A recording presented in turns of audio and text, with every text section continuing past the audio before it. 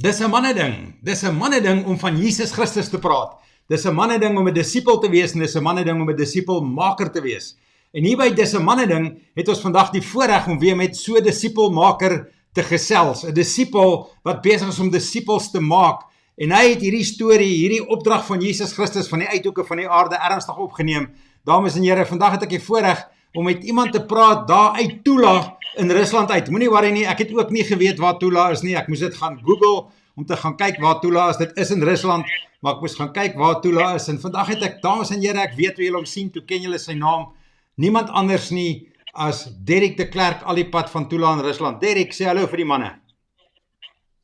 Goeiemiddag manne, dis voorreg om saam met julle te wees. Daniel, dankie vir die geleentheid. Ons dink ons gaan lekker saam gesels. Dankie hoor. Ja, dankie Derek. Ek sien so uit na hierdie afspraak, hierdie tyd. Vandat ek jou ontmoet het in Suid-Afrika, totdat ons nou hierdie gesprek kan hê, het ek baie uitgesien daarna en werklik gebid in hierdie situasie in. Want in Suid-Afrika gebeur daar so baie goed en so baie goed word gesê oor Rusland. En dis so lekker om met iemand te kan gesels wat aan daai kant is. Maar Derek, by manneding praat ons storie. Ons vertel eers ons storie voordat ons by die gesels uitkom. Derek, doen ons 'n guns. Vertel vir ons gaste bietjie van Derek se storie. Daniel, ja, ek is groot geword in Namibië. Al die Namibianers, hallo. Ja, ek is gebore in Windhoek en laerskool en hoërskool maar in Tsumeb en in Windhoek deurgebring. En wel, my ouers was altyd in die weermag gewees op daai stadium. My pa met die mynbedryf ook betrokke gewees. En toe ek Suid-Afrika toe om te gaan studeer, in die weermag in Namibië gewees en 'n gedeelte in Suid-Afrika. En toe daarna is ek in die sendingveld en vir 'n kort tydjie eers in Namibië het ek saam met Mira van Christus gewerk, ek dink Benny Mostert, daai stadium so tussen die boere. En toe daarna het ek in Suid-Afrika het ons 'n Bybelskool opleidingsentrum begin, saam met van die leiers, en ek was in daai tyd het ek dit was my beginjare saam met die sendings, so deur het my regtig geskool in daai tyd in die basiese goed van amper sê my verhouding met Christus. En daarna het ek gaan werk, ek het studeer as 'n meganiese ingenieur, toe het ek 5 jaar gewerk. Dit is verskriklik geniet. Maar in die hele tyd daarna het ek saam met pa besigheid begin en toe die Here het my gesê, nee, dis nou tyd dat jy begin rigting kry in jou roeping. En toe het ek op daai stadium my vrou het 'n reeds roeping gehad Rusland toe en ek het haar ontmoet en ek het uitnodiging gekry van 'n persoon wat in Suid-Afrikaner wat in Rusland gewerk het op daai stadium om te kom bedien oor gebed in Rusland. En toe ek daar aankom het Here regtig met my gepraat rondom om dit 'n lewensroeping te maak. Toe het baie goed gebeur, terug Suid-Afrika toe. Vir so 3 jaar in Suid-Afrika en toe is geroep voltyd in bediening in Rusland, so kan sê. Cool, ja, dankie Derek. Ja, dis 'n voorreg om altyd te hoor van 'n mens se pad en die pad wat 'n mens stap en jy het nagelaat om daar binne te sê dat daai swat van jou was by Tikkies. Ek meen ek is ook 'n almal mater en Tikkies is net om die draai van waar ek woon, alhoewel dit ver van jou af is. Maar Derek, binne in daai storie met jou roeping saam was daar wedergeboorte. Ek wil hê jy moet net die manne so 'n bietjie vertel van Derek se ondervinding, se verstaan van wat gebeur het in sy lewe rondom wedergeboorte. Net 'n kort getuienis oor jou wedergeboorte asseblief. Daniel, ek was groot geword in die kerk. My ouers was vandat ek kan onthou was hulle in die kerk gewees. So ek was nie in die kerk groot geword soos die meeste van ons maar in die kerk groot geword het. En nog in Namibië, ek kan onthou ek het baie met die katekisasie en al daai dinge, kerkdinge het ek baie geleer in die woord van God. En ek kan nie presies sê op daai stadium dat wat die datum was, maar toe ek 17 jaar oud was ek op 'n kerkkamp gewees en het ek regtig ontmoeting met die Here gehad, waar die Here my regtig geroep het in voltydse bediening in. Dit was letterlik soos Paulus se Damascus Road experience wat ek gehad het. Ek kan dit tot vandag toe baie duidelik onthou. En dit het my lewe heeltemal omgekeer. Ek het daarna regtig werklik geesgevuld geraak in hoedanigheid alhoewel ek nog in die Eigen Kerk was. En toe het die Here my in 'n pad gevat van om te kom by 'n punt waar ek gedoop is soos as 'n volwasse, dooping met die Heilige Gees, spreek in tale, en so dit het my die Here my voorberei vir die sendingwerk in Rusland. En so dit was 'n ek kan onthou toe ek baie jong was, 10 jaar oud omtrent, het daar naby ons huis was daar ongeluk gewees en een van die persone wat in die ongeluk was is dood, is oorlede. En ek kon onthou hoe ek by die kar gestaan het en vir Here sê, Here asseblief hierdie man se siel wat hy gered is. En ek was regtig begin huil van ek het net egte geval die Here se hart rondom persone wat verlore gaan. En wat alhoewel ek nooit eers die persoon gesien of geken het nie. Maar daarin die Here het ek al geweet, God het al reeds in my lewe gewerk op 'n baie jong ouderdom. Daar was mense in my families wat vir my moes gebid het van vooraf wat ek nie van geken het nie. Miskien my ouers, my oupas, oumas, ek weet nie, hulle was almal kinders van die Here gewees. Maar daar was 'n pad van voorbereiding voordat ek werklik 'n werklike ontmoeting met die Here was, wat in gebed gebeur het, wat regtig ek sê my Here, hoekom is ek so spesiaal, kom deur my effekies weet in my lewe ingespreek wat dit veroorsaak het dat ek op so jong ouderdom 'n werklike ontmoeting met die Here kon gehad het. Ja, wat 'n voorreg om 'n ontmoeting met die Here te hê op 'n jong ouderdom en dan met mense te kan deel van alle ouderdomme. Dis die voorreg. Dit maak nie saak watter ouderdom het met jou gebeur nie, maar om dit te kan deel met mense wat ouer as jy is, wat al is jy al jare aan besig met dit.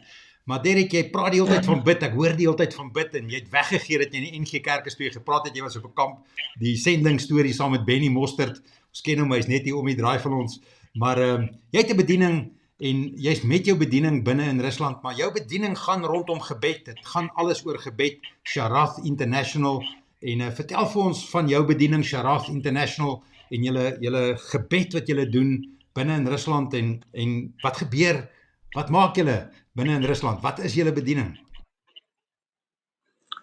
Dankie Daniel. Ons toe ons Rusland gekom het in 2000, so dis al 'n redelike 25 jaar terug, het president Putin aan bewind gekom.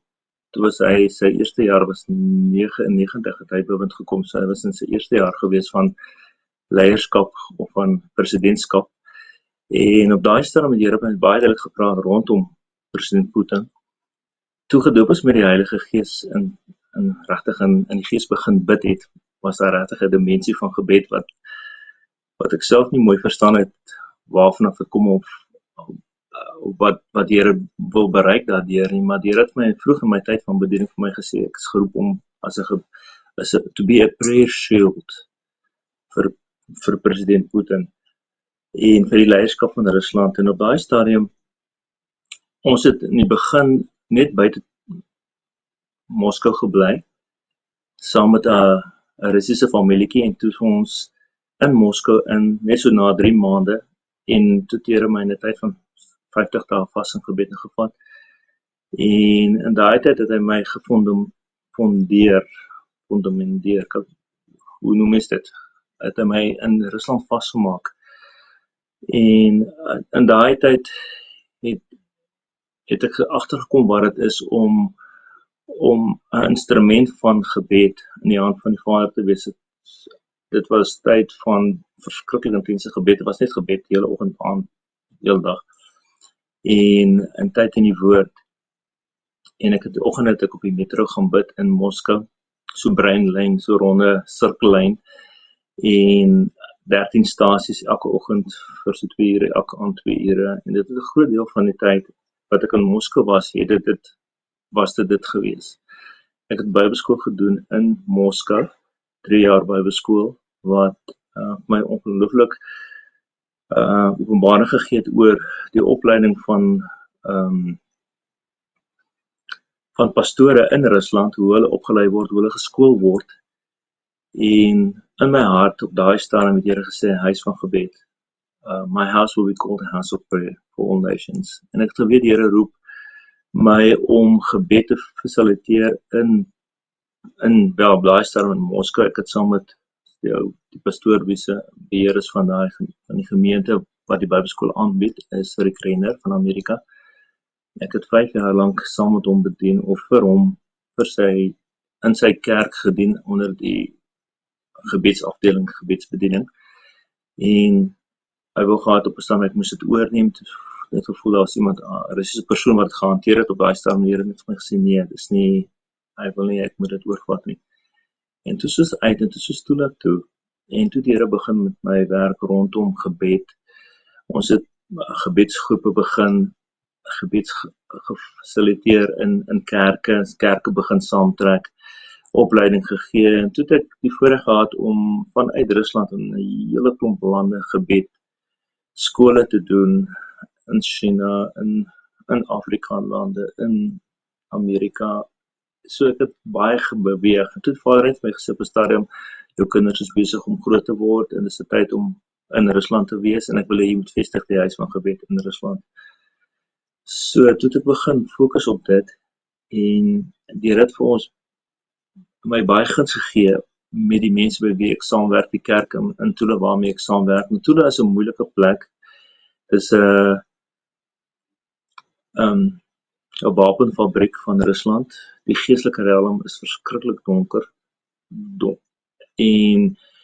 En Vader het net my gesê, Derek, ek gee vir jou autoriteit. Wat jy ook al in die gees vra, dit sal ek vir jou gee. En ons het begin om werklik te bid en het al 'n groot transformasie plaasgevind in die stad waar ons bly. Maar Vader het net gesê, dis 'n wapenfabriek, dis 'n arsenaal. Tula is die stad het ontstaan as gevolg van die wapenfabrieke en dit het ontstaan as gevolg van om die rede dat Moskou 'n plek nodig gehad het waar hulle wapens kon stoor. Arsenaal is 'n plek waar jy wapens stoor en waar wapens gemaak word en dis hoe Tula ontstaan het. So in die gees is dit ook 'n plek waar wat ek glo Vader sê, dis 'n plek waar God wapens in die gees deur gebed is maar 'n wapen wat ons het om die geestelike realm te verander. En toe het Vader my gesê, ek vestig jou in Tula om 'n arsenaal in die gees te bewerkstellig vir Rusland, vir Moskou, vir die land, sodat hierdie land veilig kan wees, 'n veilige land kan wees. En Vader het my skrifgedeelte gegee waar Salomo die tempel gebou het en God het hom gesê, maar you will build a temple in a time of peace. En 'n tempel is breekmaak van die kerk. En Dawid was die man wat die voorbereidingswerk gedoen het vir die tempel deur al die oorloë te veg en daarna het Salomo gekom en toe hy die tempel bou, toe was daar vrede in Israel gewees. So en Vader het my gesê ook, dit is 'n tyd om voor te berei vir die kerk om gebou te word. Maar Vader het my gesê, dis 'n tyd vir voorbereiding vir herlewing in Rusland. So ons doel is nie net om 'n kerk te bou, maar om die koninkryk te vestig in Rusland. So dis waarop ons werk. Ons baie met opleiding. Tula in die stad waarin ek bly, is daar baie min mense wat opleiding gee. Dis 'n stad van 500,000 mense, daar is omtrent so tussen 10 en 15 kerke. Van hulle is baie klein, van hulle is amper soos 'n huissaal. Van hulle is nou meer groter. Ons is baie betrokke in 3 of 4 van die kerke. Baie intens met opleiding. En so dis 'n voorreg om die kerk te bedien en om die mense gebed op te lei en om te sien hoe die Here die kerk besig is om op te rig om 'n instrument in sy hand te wees om die pad voor te berei vir herlewing in Rusland. So ons werk met die kerk, ons werk met baie leiers. Daar is maar seisoene van gebed wat ons dag en nag, ons het oggendgebedstye elke oggend en in die aand het ons gebedstye ek bedien in kerke verskillende aande om opleiding te gee. So ons is verskriklik besig in gebed, maar ook om verhouding met God te bou, dat Christendom is nie 'n godsdienst nie, maar 'n verhouding met die Vader. En ek dink selfs met Suid-Afrikaanse kerke of ander kerke in die wêreld, is daar maar die intensie dat dat godsdiens ons gaan kerk toe, ons gaan huis toe, ons dien Here op 'n Sondag en dis miskien maar net genoeg waar God ons geroep om werklik in 'n verhouding met hom te staan, in intimiteit en 'n lewenswyse van Christendom om te lewe in gehoorsaamheid in die Heilige Gees en sy stem. So dis waarna ons werk. Die ortodokse kerk het 'n baie sterk invloed in die vernuwingsgemeentes, wat die ortodokse kerk is maar 'n sterk religious godsdienstorganisasie, as jy so kan sê. Daar is herlewing nodig in die ortodokse kerk. Ons bid baie daarvoor dat Vader regtig transformasie kom bewerkstellig in sy kerk, in die nasionale kerk, as ek so kan sê, die ortodokse kerk. Die mense se harte is reg, maar hulle wandel nie in die gees nie. En Vader het vir ons sê, he's looking for worshipers that worship him in spirit and truth. So ons werk rondom dit, om mense terug te bring vry te maak van godsdiens verhouding, of 'n godsdiens, net 'n leë godsdiens, of 'n godsdiens kerk verhouding na intieme verhouding met die Vader en met Jesus. So dis waarna ons werk. Daniel, daar's baie ander aspekte rondom ons bediening, waaroor ons baie dankbaar is. Die profetes is maar een, om werklik die stem van die Vader te ken, stem van die Heilige Gees te ken, en te wandel na die Gees, sodat ons kan weet wat sy wil is. Without vision, my people perish. Daar's baie mense in die kerk, in Rusland ook, wat nie 'n verhouding met God het nie. Hulle ken nie die stem, hulle hoor nie die stem van God nie. So dis die basiese fondasies van Christendom, die dooping met die Heilige Gees en die wandel na die Gees. En want God is in eerste plek, ons kan hom nie sien as 'n persoon nie. Hy's geespersoon in ons, hy woon in ons deur sy Gees. So om te wandel na die Gees, om verhouding te bou met Jesus, om by sy voete sit, om tyd te spandeer met hom, om te ken in 'n persoonlike verhouding, in 'n persoonlike hoedanigheid. Dis waarop ons baie fokus, en dan ook maar om te hoor wat die Here sê, en dan dit ook nie deur te gee aan die wat dit nodig het om te hoor. So daar is verskriklik baie werk, die opleiding, so ek sê, ons stad van 500,000.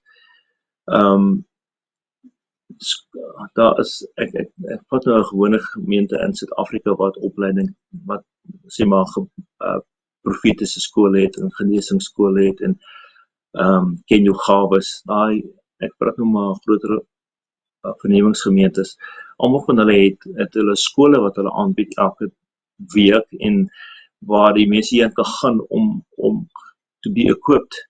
Nou die vyfvoudige bediening in Rusland is glad nie opererend op hierdie stadium nie. Dis iets waarvoor ons regtig bid. Die leraars, die evangeliste, die apostole, daar's 'n pastore, daar's baie pastore, maar verder is daar nie veel nie. So ons werk rondom dit, om die vyfvoudige bediening in die kerk te laat realiseer. En ek het gister met die pastoor van een van die gemeentes oor lang tyd gepraat, juist oor opleiding. Hy het vir ons gewys van 'n kerk van omtrent 1500 wat gebou moet word in Tula, maar waar daar ook die opleidingssentrums is, waar mense kan kom vir opleiding. Na die val van kommunisme het Rusland, het baie Amerikaanse lande, ander lande, het hulle mense hiernatoe gestuur, hulle sendelinge, hulle kerkmense, om te kom die mense tot bekering te bring, maar daar is nie opvolgwerk gedoen nie, daar is nie geskool nie, daar is nie gedisipel nie. Met die gevolg is, toe hulle teruggaan, toe bou die kerk, en die mense gaan maar net weer terug in die samelewing in. En dit is eintlik baie hartseer, en Vader het gesê, dis 'n tyd om die kerk op te rig, sodat die kerk, as die oes inkom, sal reg wees om die oes, die met mense tot bekering kom, is disipels te maak. Wat ek dink baie meer belangrik is, as net om tot bekering te kom, is om God om op te groei, om 'n volwasse Christen te word. Paulus praat baie van dit. En so dit is ons werk rondom dit. Ek het omtrent so 50 mense waarmee ek 'n redelike nou band het, amper so op 'n disipelskap basis wandel met hulle. En dit is wonderlik om te sien hoe hulle groei, en hoe God hulle begin gebruik om ook ander se lewens aan te raak en hoe hulle lewens, ander mense se lewens aanraak en impakteer sodat daar die kerk kan groei, die koninkryk kan kom en ander tot bekering kan kom.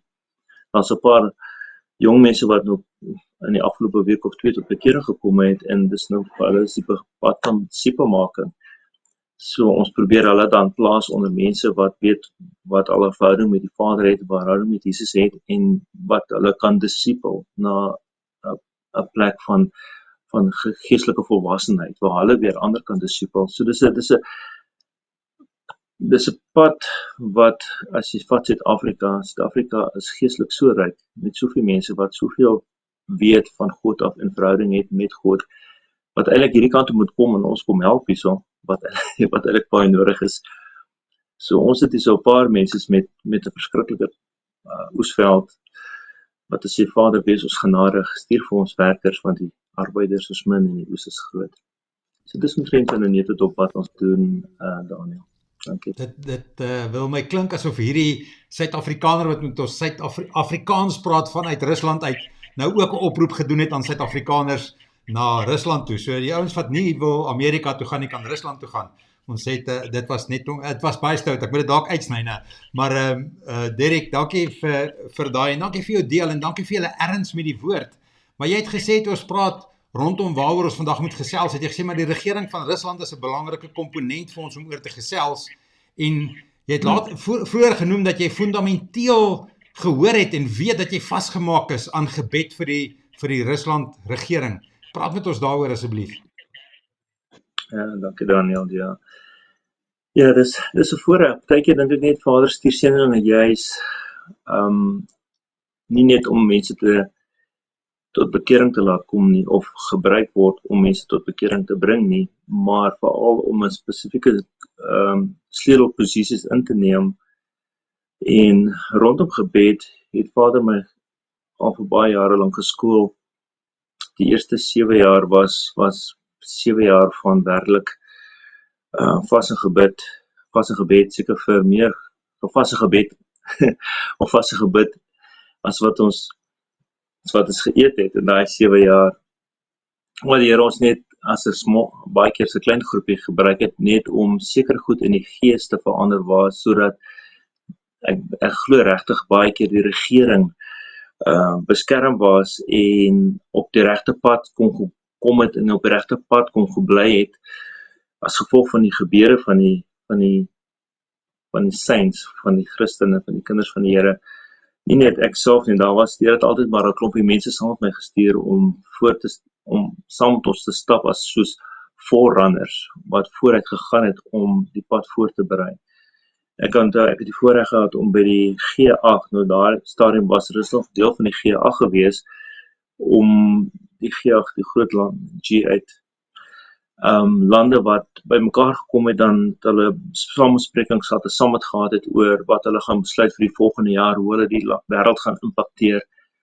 En dat hulle altyd besluite gemaak en nadat hulle die besluite gemaak het, het daar baie veranderinge in die wêreld plaasgevind en Rusland was vir in begin toe ek aangekom het, was Rusland deel van die G8 gewees en ek het die voorreg gehad om 'n verteenwoordiger te wees vir die G8 vir Rusland, vir president Putin 2 keer en vir president Medvedev op daai stadium toe hy president was 1 keer om vir hulle in te staan in gebed in die stad waar hulle was, nie in die gebou nie, maar in die stad waar hulle was, saam met verteenwoordigers van die ander lande, geestelike gebedsouens, wat ons gebid het en het Here gevra, Here insig en leiding gee. En hele storie rondom die oorlog in Oekraïne, dit is 'n redelike intense tyd vir Rusland, wysheid, Vader sê in die woord dat ons moet vir hom vra vir wysheid en dat hy vir ons mildelik wysheid sal gee. So ons weet dat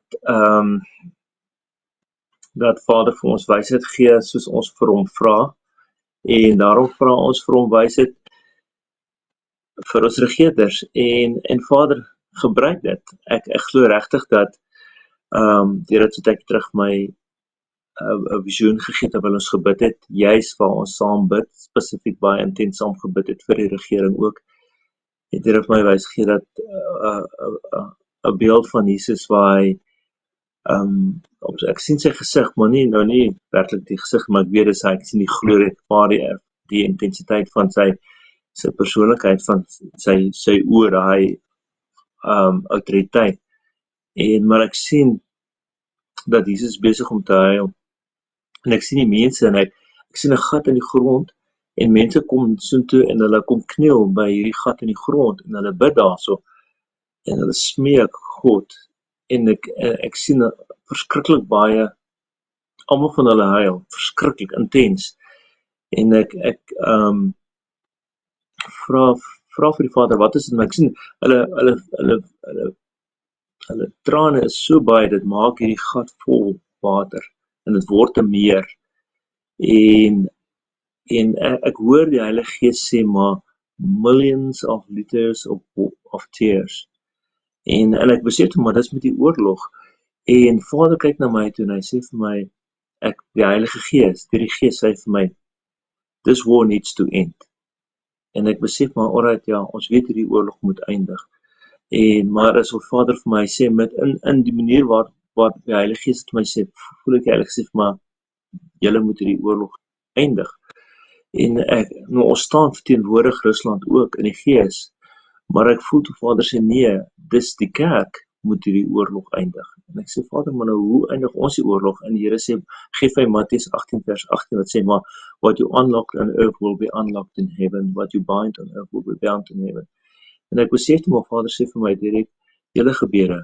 gaan hierdie oorlog stop, en Vader sê, maar dis tyd, die tyd het gekom dat hierdie oorlog sal stop, en so besef ek net dat die verantwoordelikheid, autoriteit wat God ons gegee het as sy verteenwoordigers op aarde, spreekbuise, dat ons sal staan in 'n posisie van gesag wat hy vir ons gegee het, as nie net 'n kingdom of priests of kings and priests, 'n koninkryk van priesters wat die autoriteit van die seggenskap en die krag van God het om die oorlog te stop, en deur die regerders te werk, dat die Heilige Gees deur in hulle harte werk, deur ons gebede maak God die pad oop, sodat hulle voorberei sal wees om te ontvang van wat God vir hulle wil gee, die wysheid, die insig, die leiding, die verstaan, alles wat hulle nodig het. So dis waarvoor ons bid, Daniel, dat Vader regtig, as we kyk na die oorlog en in die land en besluitnemings, God se wysheid, sy insig,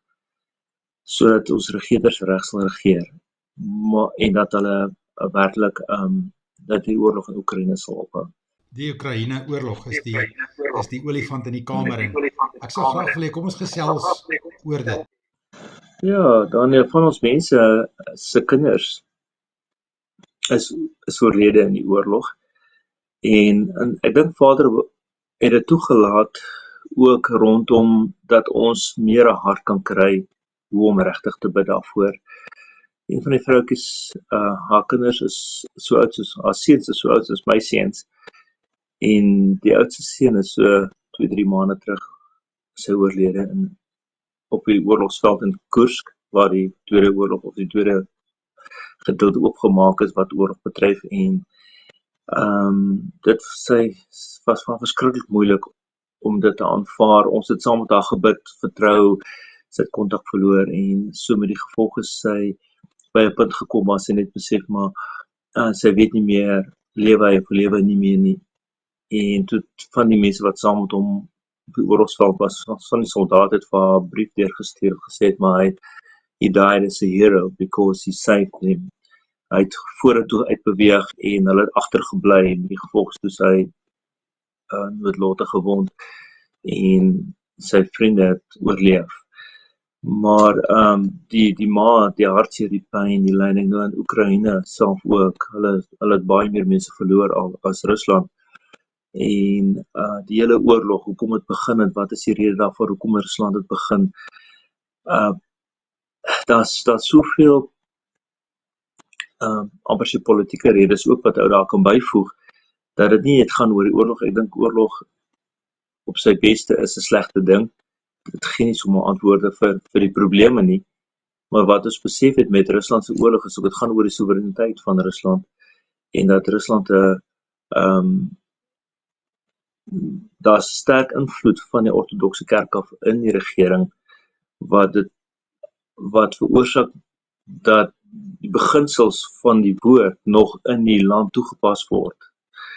Ander Europese lande en selfs Amerika het daai beginsels verlore geraak, maar in Rusland is dit nog so. So jy kry nog jong mense wat skoon en rein is en wat reg lewe, wat respek het vir ouer mense en vir families en so dit wil Rusland behou.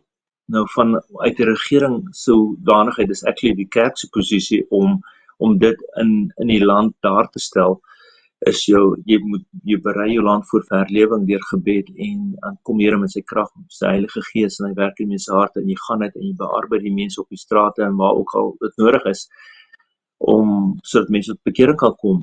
Maar wat ons besef het met die regering het hulle God gebruik hulle om die pad voor te berei sodat die kerk makliker werk het om te doen. As die regering, die landsregering, die kerk begin weerstaan, dan het jy 'n groot probleem in jou land. Maar as jou kerk en jou regering nog saam beweeg, dan is daar nog hoop vir herlewing in die land. En so ons is dankbaar vir dit. En die oorlog in Oekraïne, een van die redes was maar soewereiniteit van Rusland. En ook in die onderste gedeeltes van Oekraïne, die Russiese mense, die onderste gedeelte van die Oekraïne wat in Rusland grens, is eintlik maar almal Russiese mense wat daar bly.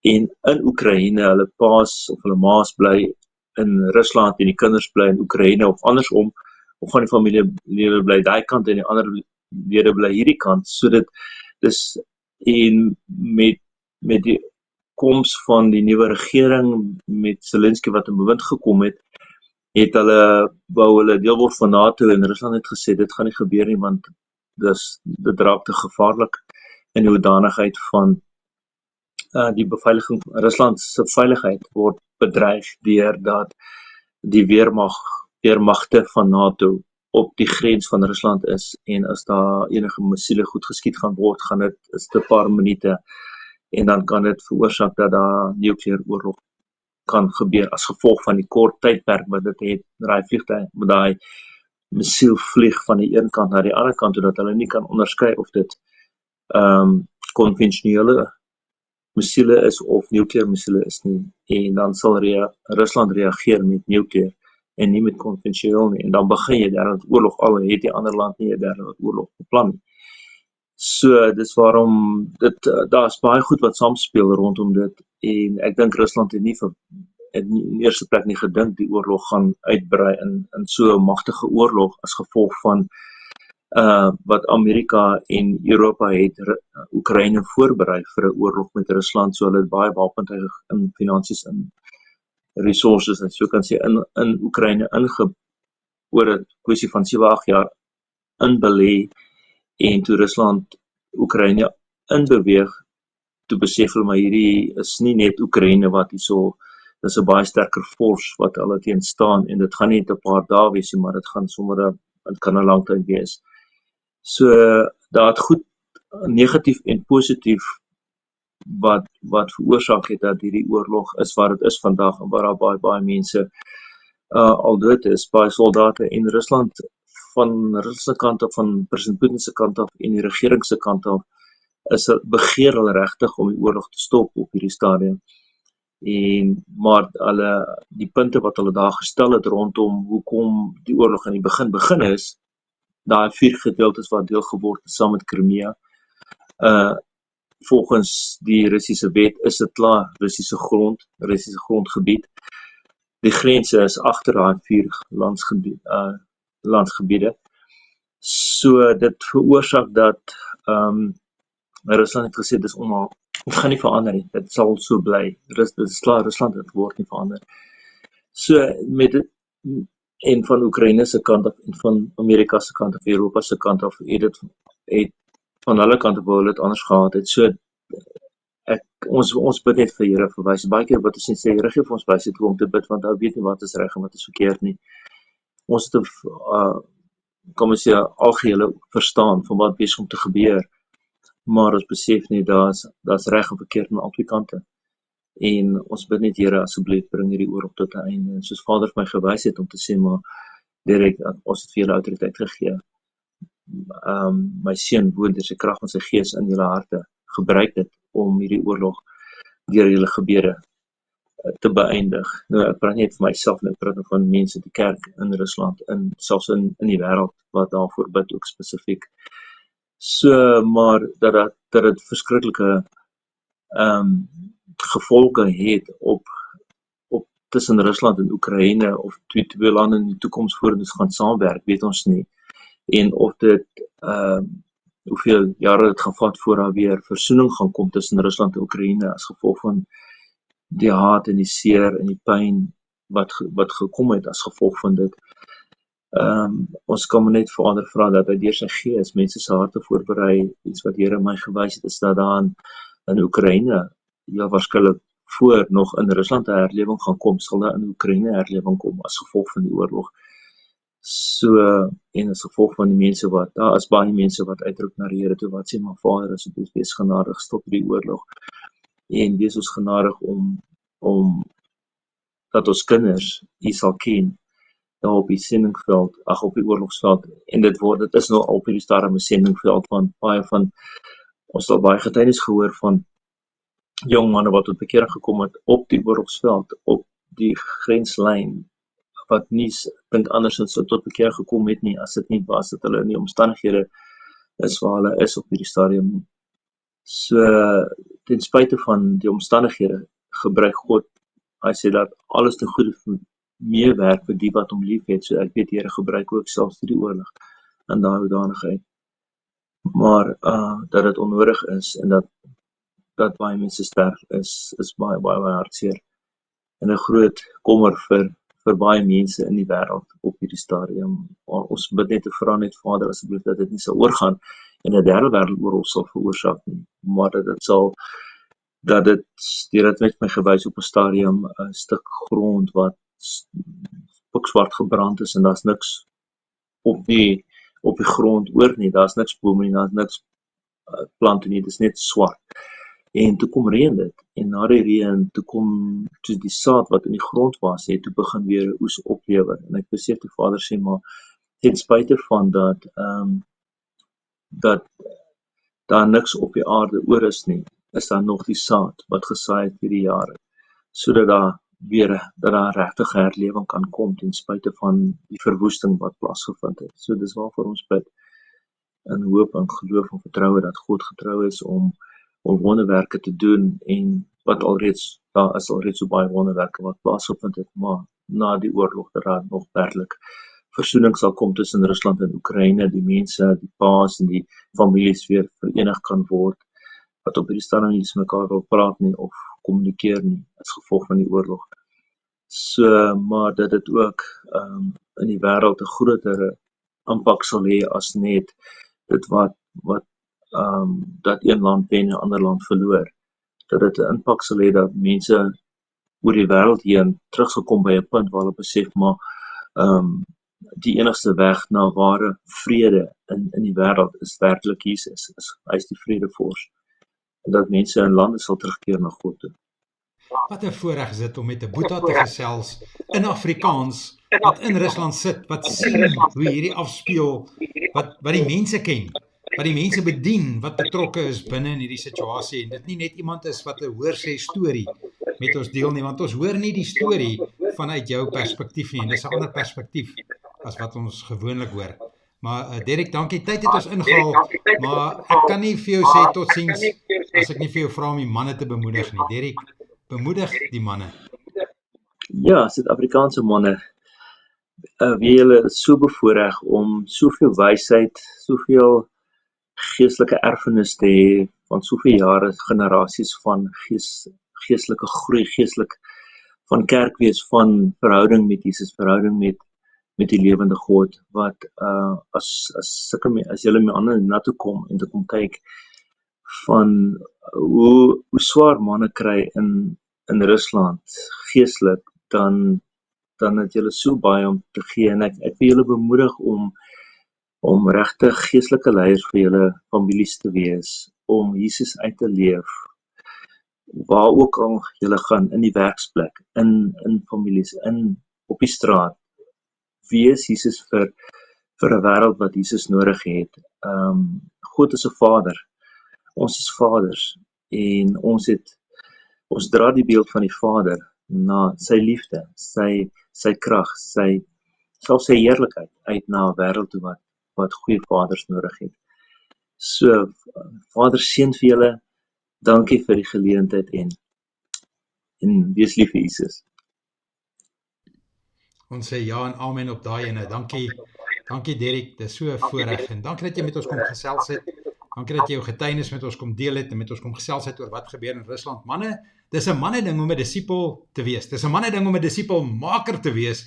Dis 'n manne ding om oor Jesus te gesels. En vandag kon ons met Derek vanuit Tula in Rusland uitgesels en hoor die impak van dit wat gebeur in Rusland en die verandering wat hulle maak deur hulle huis van gebed wat hulle in Rusland opgerig het deur hulle bediening. Derek, ons sê vir jou dankie, sê groete vir jou vrou, sê groete vir jou familie en dra die seën en die liefde van Jesus oor aan almal. Dankie dat jy met ons kom deel het.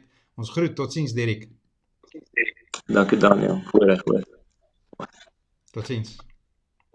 Dankie.